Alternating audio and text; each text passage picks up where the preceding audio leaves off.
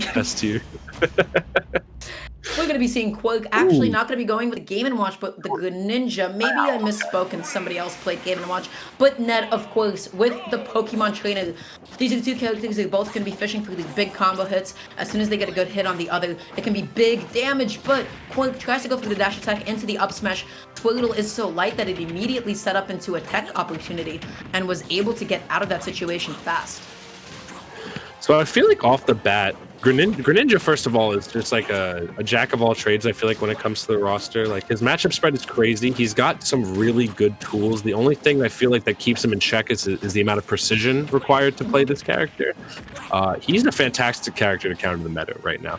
That being said, I feel like Ned leading off with Squirtle is the best possible thing to do here. Squirtle, really good at just scrapping, staying in the opponent's face. Good. He's fast. Great. He gets in there, it does damage, and he ledge traps like a monster. Look at him go! Oh my goodness. Look at him go! It's such an awful position to be in as well, because you don't know if you're going to be getting the external hit and be going out. You don't know if it's going to be the internal hit and you're going to be like sent towards the stage and be forced into a tech option. It's just a bad position to be in. And right now, Ned is just going off, putting on so much damage.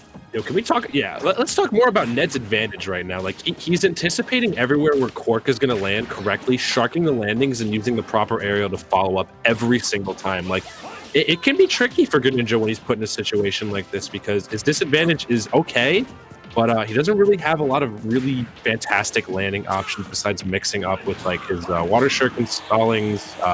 But Ned is just pressing so hard, and we're on the third Mon. So are we gonna see 3 Mons, 3 stocks maybe? Are we gonna see like a Ned try to finish each stock with a new Pokemon? Ned has just been doing an amazing job of putting on damage. I mean, really, there was his combos are optimal. His advantage sheet is amazing. Look at that option coverage as well. Still being able to cover the air dodge and just keeps on going. Quark has got to tech one of these at some point. So different PT mains discuss like who has like the best of each Mon. I've heard from like several PT mains that like Pandarian and Ned are like the best Squirtles currently in the game, I feel like. And we're seeing a lot of that right now. Like Ned just looks so comfortable with approaching, even in disadvantage too. Look at that fadeaway right there. That was perfect. Like Ned is a perfect idea of how to space himself relative to Greninja, at least with this particular Pokemon. He just looks so comfortable as well. Look at the way that they perfectly waited for the Shadow Sneak as well. Just so comfortable with it. Greninja not necessarily always having a kill throw, but you know what? When somebody is as light as Squirtle is, anything can be a kill throw. So right now Ned is going to be just jumping backwards as Charizard. When a Charizard is doing that, you know they're looking for back end. So you just stay in shield and you pray. You pray that it doesn't shield poke you, that it doesn't hit you. You just wait for him to land. Oh yeah. Oh, Ned's so good at like finding his way out of bad situations too. Like he knows when to press Nair. Like it's looking very difficult for Quark to get anything safe on shield right now in terms of how to counter Ned. I feel like Squirrel's frame data can keep up in spades right now. That little guy doesn't skip arm day apparently because he just yeeted that man off the stage. Ned gonna be taking game 1 really convincingly. Like Quark has to find a solution to this Squirtle because he's really, the only moves I was able to see him really land consistently were like some falling nairs here or there. A lot of Greninja's kit, like Fair and Bear, they have to be spaced very precisely, and Squirtle is just the perfect character. He's so short. You can't really get a good grasp on landing hits on him, which is what Greninja needs. Greninja needs those landing hits to initiate sometimes. For sure. Yeah, we saw the exact same thing last game. You know, where Lucina kind of struggled to hit Squirtle at times. Look at his small body, look at his small frame, look at the way that he low profiles under a lot of attacks when he presses his own buttons. And that really came into play quite a bit. Ned was taking a lot of, Ned was taking really good advantage of that. And the biggest thing, Quark really did not know how to initiate too much. Going into the next game, we're actually going to be seeing the switch to Game & Watch. That's a character that I kind of know Quark, really, to play like that. And going to be taking it to Battlefield. You know, on this kind of a stage, you can space up B so safely as Game & Watch and get beautiful low percent platform extensions like these. Look at that. Oh, man. Yeah, already off the bat, already got a hot, pretty much 50 off the bat right there. Just from one down throw right there with Game & Watch. Like, this is the character I feel like Quark is going to be the most comfortable with. Are we going to see a stock already dropping off? Oh, wow. That spacing on up B was beautiful. Making the most out of Charizard's magnet hands. That was just I mean, that was like pixel perfect, honestly. So really good stuff to Ned, just, waiting out those double jumps, not giving up, still able to make it back on, and Quark is Oh, gonna man. really be upset the fact that, they let Ned live at this point. I thought we were gonna see a Vine Whip right there because it looked like the perfect spacing to do so right there. I've never seen this move till off the top, but that one I have seen. Quark doing a fantastic job just sharking landings right now, and this is one of the bigger struggles for Ivysaur is to land. Excellent switch right there from Ned, utilizing that extra jump Wow. perfectly into the fly. That was such a good way to get himself out of a sticky situation there. A lot of rage really helped with that. That up B killed so early. I don't even know if that DI was all there, I but think it's either Rage way. plus how light Game & Watch is. He's one of the lightest characters in the game, so Yeah, but you know what? Neutral is still going to be able to take it out. Going to be going back to even Stevens right now. Getting double uphill, resetting with Neutral and positioning themselves so that they can get a ledge trap. But Quark really quickly takes that and makes it his own advantage state.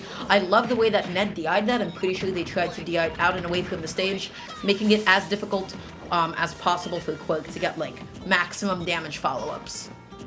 oh yeah, here we are again. Excellent nair right there from Ned to get the landing, and this is, I think, what Ned has to do is start sharking for those keys, get Game & Watch in the air. This is advantage dog, as our technical director Devin puts it. Is that Ivysaur is such a great advantage. He's able to wrap up stocks really quickly. He's able to shark landings. He's also able to really keep the opponent in like a sticky situation at mid range as well. This character is super versatile. Fushogun right now, Quark just going to be looking for a way to make it back onto the stage. Oh, that did he two frame with that? And Was it a didn't. two frame? I don't know if that's a Didn't two you? frame or it just like hit Charizard in the middle of that bonk animation. No. But I've got to say, Quark has just been shutting down every single option. Ned tries to Flare Blitz past it, but Game & Watch has such incredible air speed, still able to drift in. That back heel is so disjointed. Ooh, Quark is going to regret that. Going to be stuck at the ledge against Ned. Ned is just waiting. Ned is waiting for him to press a button and just waiting to get a huge whiff punish out. And I feel like that's that top player patience. A good friend of mine, Noah, once said, if you're patient 99% of the time, your opponent will hang themselves. And I think that's super true, especially against a character like Game & Watch, who you really can't take like a super rush down approach against. He's got great out of shield options. If you just wait for him to mess up first, though, Speaking of patience, Ned was just waiting, sitting in shield, waiting for the one time that Quark got a little bit too greedy, overextends on shield, and just like that was able to find the kill. So Quark is gonna just have to really like take their foot off the gas for just a hot second sometimes. But they're so competent at these juggles, putting on so much damage. Gotta say, landing as any of the mons can be so difficult just because none of their air speed is the best. especially on triplats too. Like there are just so many opportunities for Ivysaur to, rather Game & Watch to be sharking like all these platform landings. Like he can really just keep up in terms of where he's positioned. Like all This three of could be platforms. so scary. Oh boy.